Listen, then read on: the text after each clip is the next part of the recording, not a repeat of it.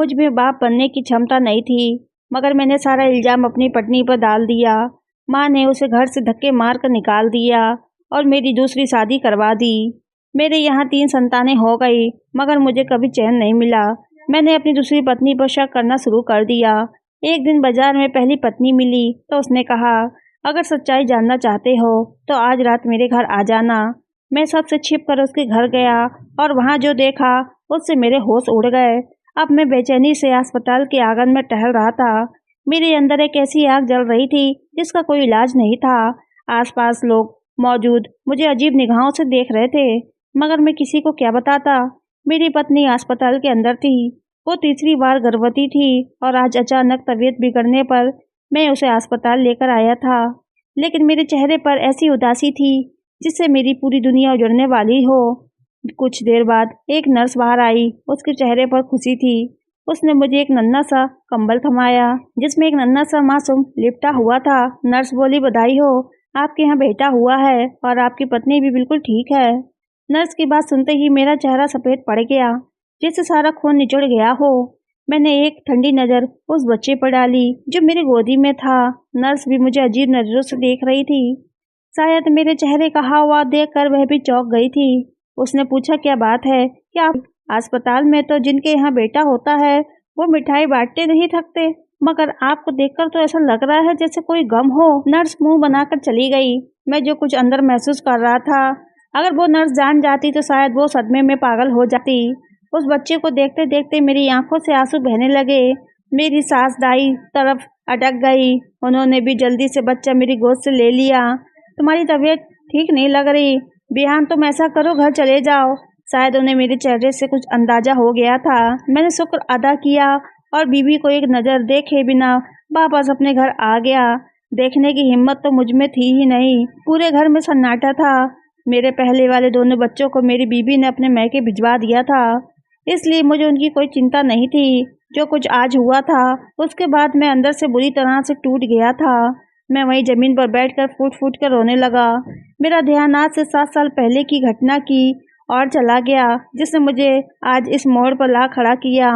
उन दिनों में नया नया कॉलेज से मुक्त हुआ था, जवानी थी और कुछ मेरे बाप के पैसे का असर था कि मुझे लगता था कि मैं हवाओं में उड़ रहा हूँ। दोस्तों ने हिल स्टेशन जाने का प्रोग्राम बनाया तो मुझसे भी रहा नहीं गया। मैंने माँ से जिक्र कर दिया, पागल है क्या? अगले हफ्ते तेरी शादी है और तू हिल स्टेशन जा रहा है। अपनी बीवी को लेकर जाना, शादी के बाद भला दोस्तों के साथ। शादी से 1 हफ्ता पहले कौन घूमने जाता है? माँ ने मुझे डांट दिया, लेकिन मैंने भी मुंह बना लिया। मुझे इस ज़बरदस्ती की शादी में कोई दिलचस्पी नहीं थी। मैं अपनी ज़िंदगी खुद एंजॉय करना चाहता था। माँ के मना करने के बावजूद मैं दोस्तों के साथ हिल स्टेशन चला गया। हिल स्टेशन की खूबसूरत वादियों में दिन रात घूमते हुए हमने जी भर की मस्ती की। जेब में पैसे थे और अच्छी सेहत से ये दुनिया मुझे अपने कदमों के नीचे लगती थी। हिल स्टेशन आए हुए हमें तीसरा दिन था जब मेरे दोस्त मेरे कमरे में आए। अरे यार, तू यहीं बैठा है, जल्दी चल, पीछे पहाड़ों में एक जंगल है जो ऊपर जाता है। बहुत ही खूबसूरत जगह है। वैसे तो टूर गाइड ने उधर जाने से मना किया था, लेकिन हम भला किसी की बात कब मानते हैं। मेरे दोस्त ने मेरे हाथ पर हाथ रखा और जोर से हंसा। मैं भी खुशी से उछल पड़ा। मुझे भी ऐसे छिपे रास्तों की तलाश करने का बड़ा शौक था। रात होने वाली थी। दोस्त मुझे पुकार रहे थे और मैं अपने जूते ढूंढ रहा था जो आज वापस आने के बाद ना जाने कहाँ उतार दिए थे। अरे आजा यार, देर मत कर, मेरे दोस्त ने आवाज़ लगाई तो मैंने झुंझुला कर एक हल्का सा जूता पहन लिया जिसे मैं घर से सिर्फ होटल के कमरे में पहनने के लिए लाया था। मेरे जूते देखकर दोस्तों को आश्चर्य तो हुआ, लेकिन मैंने बात टाल दी। अरे मैं मजबूत हूँ, इन जूतों के साथ भी पहाड़ी पर चढ़ जाऊंगा। हम चारों दोस्त कमरों से बाहर निकल गए। होटल के पिछले हिस्से में एक पहाड़ी थी जिसके ऊपर एक मुड़ा हुआ जंगल था जो ऊपर जाते जाते और भी घना होता जा रहा था। इधर उधर से नजरें बचाकर हम लोग उस जंगल में दाखिल हो गए। मेरे दोस्त हंसते बोलते हुए आगे आगे चल रहे थे। हकीकत ये थी कि मेरा जूता मुझे तकलीफ दे रहा था। जंगल की जमीन बहुत उबड़ खाबड़ थी। कांटे और पत्थर मेरे पैरों को जख्मी कर रहे थे, लेकिन मैं नहीं चाहता था कि मेरे दोस्तों को इसका पता चले, इसलिए चेहरे पर मुस्कान सजाए मैं तेजी से आगे बढ़ता जा रहा था। जंगल और भी घना होता जा रहा था। मेरे पैरों में पसीना आने लगा और चप्पल फिसलने लगी। तभी मेरे दोस्तों ने पीछे मुड़कर मजाक में जोर से कहा, क्या बात है बिहान, तू बूढ़ा हो गया है क्या जो इतना धीरे धीरे चल रहा है। मुझे थोड़ी शर्मिंदगी महसूस हुई। मैंने सीना फुलाकर कहा, अरे बूढ़े हो मेरे दुश्मन, अभी देखना मैं अभी तुम लोगों को अपनी असली ताकत दिखाता हूँ। और जल्दी से 2 कदम आगे चलकर उनसे आगे निकल गया, ये जाने बिना कि वो तो बस मजाक कर रहे थे। अब हम पहाड़ी की चोटी पर पहुंच चुके थे, जिसकी दूसरी तरफ गहरी ढलान थी। मैं जब चोटी पर पहुंचा तो अपना संतुलन बरकरार नहीं रख सका। चप्पल तो पहले ही पसीने के कारण फिसलन का शिकार हो रही थी। मेरा पांव फिसला और मैं ढलान से नीचे गिरता चला गया।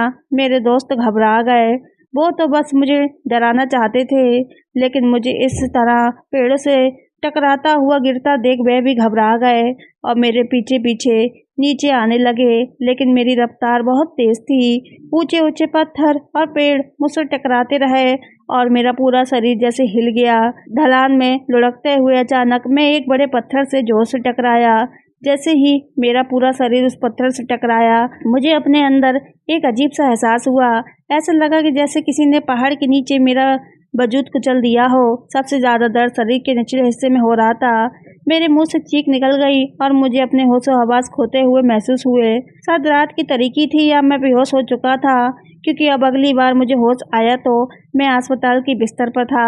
मेरा शरीर दर्द से टूट रहा था। मेरे आसपास दोस्तों के शर्मिंदा चेहरे दिखाई दे रहे थे। मेरी दोनों टांगों पर प्लास्टर चढ़ा हुआ था, मगर एक और भी तकलीफ थी जो बयान से बाहर थी, मेरी बर्दाश्त से परे थी। डॉक्टर आया तो उसका चेहरा सफ़ेद पड़ा हुआ था। मेरे घर वालों को सूचना दे दी गई थी, लेकिन मैं बेचैन था। डॉक्टर साहब, मुझे बहुत तेज़ तकलीफ हो रही है, कोई इंजेक्शन दे दीजिए। मैंने डॉक्टर से मिन्नत की। उसने मेरे कंधे पर हाथ रखा और बोला, तकलीफ तो होगी, तुम्हारा पूरा शरीर बुरी तरह से जख्मी हुआ है, कई नस्लें कुचल गई हैं, 1 हफ्ते में तुम ठीक हो जाओगे। मेरे दिमाग में जैसे धमाका हुआ। 1 हफ्ते बाद तो मेरी शादी थी, लेकिन उसी पल मेरी नज़र मेरे माँ बाप पर पड़ी, जो परेशान चेहरों के साथ अस्पताल में दाखिल हो रहे थे। मेरी माँ ने मुझे चूमा, लेकिन किसी ने कुछ नहीं कहा। शायद उन्हें अंदाजा हो गया था कि मुझे पहले ही बहुत नुकसान हो चुका है। मेरे माँ बाप ने मेरी शादी आगे टाल दी। मेरे ससुराल वाले नेक और शरीफ लोग थे। उन्होंने मेरी खराब तबीयत देखकर जोर नहीं दिया, बल्कि खुद भी परेशान हो गए थे। कुछ महीने बीते और मैंने मुश्किल से सहारे के साथ चलना सीख लिया। मैं फिर से जिंदगी की तरफ लौटने लगा। ये एक भयानक हादसा था जिसने मेरी जिंदगी वीरान कर दी थी, लेकिन आखिरकार मेरी टांगें पूरी तरह से ठीक हो गई और मैं फिर से चलने फिरने लायक हो गया। घर में फिर से शादी की तैयारियां शुरू हो गई। जमीन पर चलने के ठीक 1 महीने बाद मेरी माँ दुल्हन को ब्याह कर ले आई। शादी के दिन मैं बहुत खुश था, क्योंकि मेरी बीबी खानदान की सबसे हसीन लड़की थी। इतनी खूबसूरत लड़की मैंने कभी नहीं देखी थी। वे सुशील और सभ्य भी थी। उसने आते ही जिस तरह से घर संभाला, मैं हैरान रह गया। मेरा लापरवाह स्वभाव तो हादसे के बाद ही बदल चुका था। अब मैं ध्यान से पिताजी के कारोबार को संभाल रहा था। घर में खुशियाँ लौट आई थी। जब मैं घर आता तो मेरी बीवी मुझसे खाने और चाय के बारे में पूछती और मेरी इस कदर सेवा करती कि मैं भावुक हो जाता। जिंदगी में अब कोई कमी नहीं थी, मुझे ऐसा लगता था। लेकिन फिर भी एक रात खाने की मेज पर मैंने माँ से पूछ लिया, क्या बात है माँ, आज आप बहुत चुप चुप सी लग रही है। मेरे पूछने की देर थी कि माँ ने एक गहरी सांस ली और बोली, तुम्हारे साथ निशा की भी शादी हुई थी, आज उसके यहाँ बेटा हुआ है। तुम्हें अंदाजा है कि तुम दोनों की शादी को 1 साल हो गया है, लेकिन अभी तक तुमने मुझे कोई खुशखबरी नहीं दी। ठीक है, जिंदगी को एंजॉय करना चाहिए, घूमना फिरना चाहिए, लेकिन सब बच्चे के बाद भी हो सकता है, इसलिए अब तुम दोनों को अपनी फैमिली बढ़ाने पर ध्यान देना चाहिए। माँ की बात पर मैंने हैरत से अपनी बीवी की तरफ देखा। उसका चेहरा शर्म के मारे लाल पड़ गया था। हमारी शादी को 1 साल गुजर चुका था और मुझे इसका एहसास भी नहीं हुआ, लेकिन मेरी माँ इसे गलत समझ रही थी। हमने कभी जानबूझकर औलाद न होने के बारे में नहीं सोचा था। ये तो शायद भगवान की मर्जी थी कि अभी तक हमारे घर कोई औलाद नहीं हुई। माँ की बात सुनकर मेरा दिल भी चौंक गया। वाकई 1 साल कोई छोटा अरसा नहीं होता। अब तो मुझे भी इंतजार रहने लगा था। मैं हर महीने अपनी बीवी से पूछता, क्या कोई उम्मीद है कि हमारी मेहनत रंग लाई, लेकिन वह मायूसी से सिर हिला देती और मेरा दिल भी बुझ सा जाता। एक दिन जब मैं ऑफिस गया तो मेरा दोस्त रोहन खुशी से मिठाई खा रहा था। जब मैंने पूछा कि किस खुशी की मिठाई है, तब वो मुस्कुरा कर बोला, यार मैं बाप बन गया हूँ, बेटा हुआ है। उसकी बात सुनकर मिठाई का टुकड़ा मेरे हाथ में ही रह गया। उसकी शादी तो मुझसे 6 महीने बाद हुई थी, लेकिन आज वो बाप बनने की खुशखबरी सुना रहा था। उस दिन मैं बुझा बुझा घर लौटा। उस रात मैंने पहली बार अपनी बीवी से डॉक्टर के पास चलने की बात की। मेरी बात सुनकर वो कुछ देर मुझे देखती रही, फिर अचानक फूट फूट कर रोने लगी और बोली, आपको भी ये लगता है कि मैं बांझ हूँ? क्या मैं माँ नहीं बन सकती? मैं अवाक रह गया। मेरे मन में ऐसी कोई बात कभी नहीं आई थी। मैंने उसे तसल्ली दी, डॉक्टर को दिखाने में क्या हर्ज है। वो कुछ सोचती रही, फिर बोली, मेरी एक रिश्तेदार की बहन डॉक्टर है, बहुत काबिल है, मैं उसका नंबर ले लेती हूँ, हम कल उसके पास चलेंगे। मैंने हामी भर दी। अगले दिन हम डॉक्टर के पास गए। डॉक्टर ने कुछ जरूरी टेस्ट लिखे। टेस्ट करवाने के बाद हम घर लौट आए। रिपोर्ट अगले दिन आनी थी। मेरी बीवी के चेहरे पर खुशी थी। जब हम घर पहुंचे तो माँ का मूड बहुत खराब था। वैसे भी इन दिनों उनका मूड कुछ उखड़ा खुड़ा ही रहता था। उन्होंने मेरी बीवी को नज़रअंदाज कर दिया और मुझे प्यार से अपने पास बैठाया। बोली, आज मालती आई थी, वो भी पूछ रही थी कि बहू के घर खुशखबरी क्यों नहीं आई। मैं तो लोगों को जवाब देते देते थक गई हूँ। माफ़ कर दे बेटा, ना जाने किस लड़की को तेरे लिए ब्याह ले आई।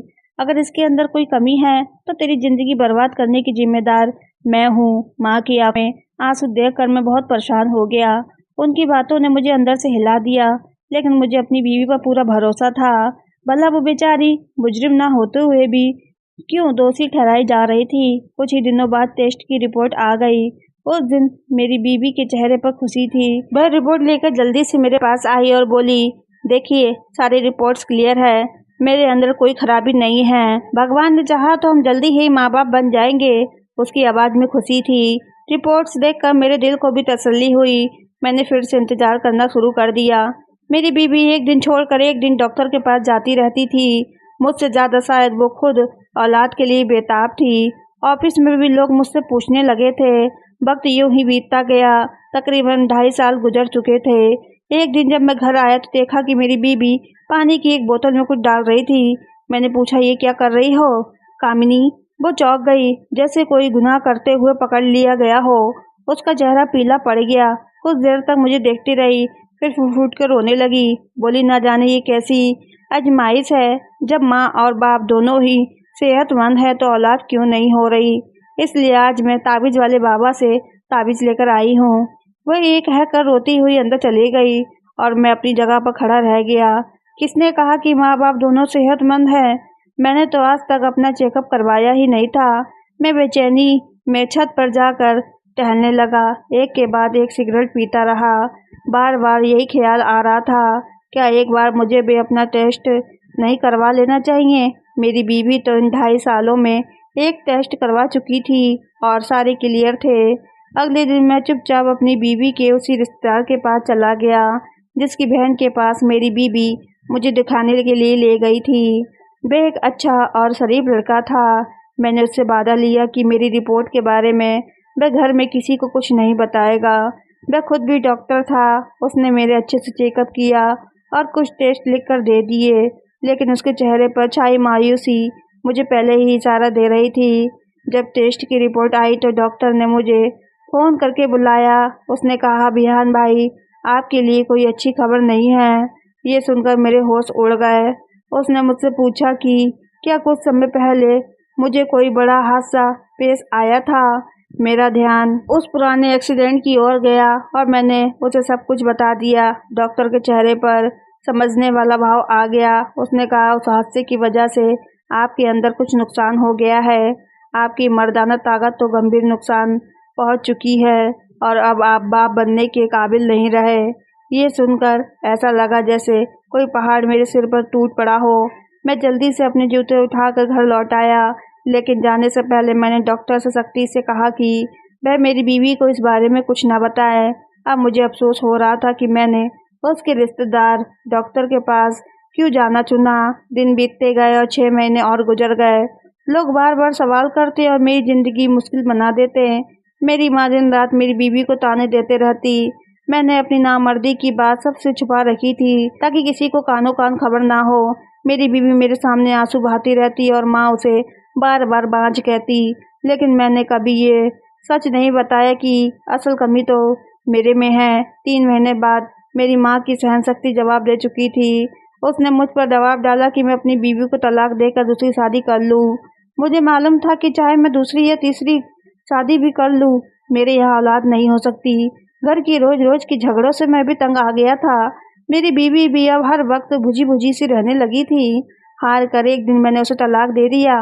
जब उसे तलाक का कागज मिला, मैं कुछ पलों तक मुझे देखती रही और फिर खामोशी से घर से निकल गई। माँ पिताजी जोर जोर से शुक्र मना रहे थे क्योंकि उन्हें एक बांझ औरत से छुटकारा मिल गया था। लेकिन मैं दिल ही दिल में बहुत पछता रहा था और खुद को काम में व्यस्त रखने की कोशिश करने लगा। एक दिन जब मैं काम से लौटा तो घर में कुछ अलग सी चहल पहल महसूस हुई। माँ किसी मेहमान के साथ हंसते बोलते हुए दिखी। वे मेहमान कोई और नहीं, मेरी बीबी कामनी की बहन की बेटी थी। माँ के साथ एक खूबसूरत सी लड़की बैठी थी जो मुश्किल से 20-22 साल की होगी। मुझे हैरत हुई कि माँ इन लोगों से इतनी अच्छे से बात कर रही थी। मैं चुपचाप नमस्ते करके अपने कमरे में चला गया। रात को जब माँ मेरे कमरे में आई तो वो बहुत खुश थी। उन्होंने बताया कि मेरी सहेली पत्नी की बहन आज हमारे घर आई थी और वो अपनी बेटी के लिए तेरा रिश्ता मांग रही थी। ये सब उसने खुद नहीं सोचा, बल्कि मेरी पहली पत्नी ने ही उसे ये करने को कहा था। पिताजी की दौलत और जायदाद अच्छी खासी थी और हम शहर के एक पॉश इलाके में रहते थे। माँ को लग रहा था कि ये सब सिर्फ दौलत और जायदाद के लालच में हो रहा है, लेकिन फिर भी वो बहुत खुश थी। उन्हें इस बात से क्या फर्क पड़ता था कि इसके पीछे क्या राज है।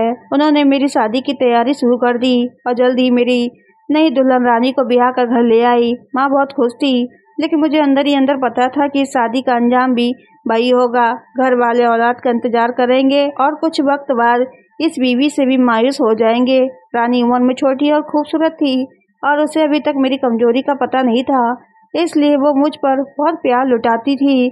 शादी को 3 महीने हो चुके थे। मैं मुझे दिल के साथ काम पर जाता और थके शादी के साथ लौट आता। लेकिन एक रोज कुछ अजीब हुआ। जैसे ही मैं घर पहुंचा, माँ ने दरवाजे पर ही मेरे मुंह में मिठाई का लड्डू ठूस दिया। मैं हैरान रह गया कि ये किस खुशी में मिठाई बांटी जा रही है। माँ हद से ज्यादा खुश लग रही थी। उन्होंने कहा, वही खुशी जिसका इंतजार बरसों से था। तू अब बाप बनने वाला है। तेरी बीवी प्रेग्नेंट है। आज उसकी तबीयत बिगड़ गई थी। मैं उसे अस्पताल लेकर गई और डॉक्टर ने ये खुशखबरी दी है। माँ को लगा मैं खुशी से झूम उठूंगा, लेकिन मैं तो वहीं सन खड़ा रह गया। मुझे अपनी कमी का अच्छे से पता था। फिर रानी कैसे प्रेग्नेंट हो सकती है? सामने रानी खड़ी थी। उसके चेहरे पर एक शर्मीली मुस्कान थी, लेकिन मेरी रूह को जैसे किसी ने चीर दिया हो। अगर वो प्रेग्नेंट थी तो इसका मतलब साफ था, उसका चरित्र संदेह के घेरे में था। मुझे उस पर गहरी नफरत महसूस हुई, लेकिन मैं किस मुंह से सबको बताता कि मैं तो मर्द ही नहीं था, कि मुझसे औलाद नहीं हो सकती। पत्थर दिल बनकर मैं अपने कमरे में चला गया।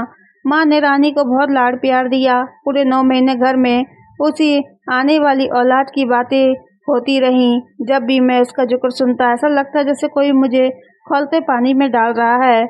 मैं उठकर वहां से चला जाता। रानी से बातचीत लगभग खत्म हो गई थी। मुझे उस पर बहुत गुस्सा आता, लेकिन मैं अपनी कमजोरी को जुबान नहीं दे सकता था। आखिर 9 महीने गुजर गए और रानी ने एक प्यारे से बेटे को जन्म दिया। उसे गोद में लेकर मैं यही सोचता रहा कि अब मुझे किसी और की औलाद को अपना नाम देना पड़ेगा। घर वाले बहुत खुश थे और मैं चाहकर भी चुप रह गया। लेकिन सिर्फ 4 महीने बाद रानी फिर से प्रेग्नेंट हो गई। इस बार तो मेरा दिल किया कि मैं उसे थप्पड़ मारूं, तलाक दे दूं और उसे घर से निकाल दूं। मैं उससे बात भी ठीक से नहीं करता था, बच्चे को प्यार भी नहीं दे पाता। सब घर वाले हैरान थे कि आखिर मुझे क्या हो गया है। रानी भी परेशान रहती और उसी परेशानी में उसने मेरी बेटी को जन्म दिया। अब तो मैंने हालात से समझौता कर लिया था। मुझे यकीन हो गया था कि रानी मुझे धोखा दे रही है, किसी और मर्द से संबंध रख रही है। लेकिन अगर मैं उसका राज खोलता तो खुद भी बेनकाब हो जाता। मैंने खामोशी ओढ़ ली। जब मैं तीसरी बार प्रेग्नेंट हुई तो मुझे खुद से शर्म आने लगी। वो 9 महीने मैंने कैसे गुजारे सिर्फ मैं ही जानता हूँ। और आज 9 महीने बाद रानी ने फिर एक बेटे को जन्म दिया। अपने कमरे में बैठकर मैं फूट फूट कर रोने लगा। मुझे पता था कि मेरी बीवी का चरित्र सही नहीं था, लेकिन फिर भी मैं मजबूर था किसी और के बच्चों को पालने पर। शायद उस रात मैं अपनी जिंदगी खत्म ही कर देता। लेकिन तभी मेरी जेब में रखा मोबाइल बजने लगा। मैंने फोन निकाला और नंबर देखा। वह मेरी बीवी कामनी का नंबर था। तलाक के बाद आज पहली बार उसने मुझे फ़ोन किया। हाथ कँपा रहे थे जब मैंने फ़ोन उठाया और कान से लगाया। वो मुझे बच्चे की बधाई दे रही थी। मुझे ऐसा लगा जैसे वो मुझ पर गुस्सा कर रही हो और फिर मैं चौंका।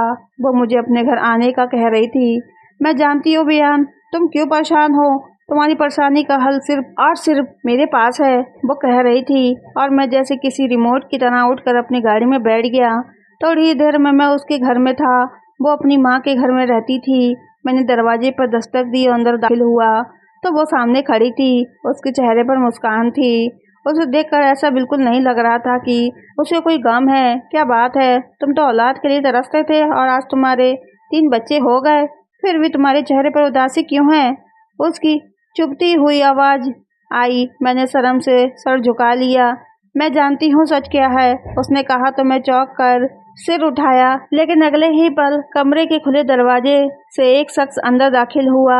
उसे देखकर मैं बेइख्तियार अपनी जगह से खड़ा हो गया। वो मुस्कुराते हुए मेरी तरफ बढ़ रहा था, लेकिन मैं स्तब्ध था क्योंकि वह शख्स कोई और नहीं बल्कि वही डॉक्टर था जिसने मुझे बताया था कि मैं कभी बाप नहीं बन सकता। वो मेरी बीवी का रिश्तेदार था, लेकिन अब सवाल यह था कि उनके घर में क्या कर रहा था। मेरी बीवी उससे बहुत ही बेझिझक अंदाज में मिल रही थी, जैसे उनके बीच कोई पुराना और गहरा रिश्ता हो। यकीनन तुम हम दोनों को साथ देखकर हैरान हो रहे हो और बहुत सी बातें ऐसी हैं जो तुम्हें पता ही नहीं है। शायद मैं तुम्हें ये कभी नहीं बताती, लेकिन अब मुझे तुम पर तरस आता है, मेरी बीवी कह रही थी। और मैं सन बैठा उसकी बातें सुन रहा था।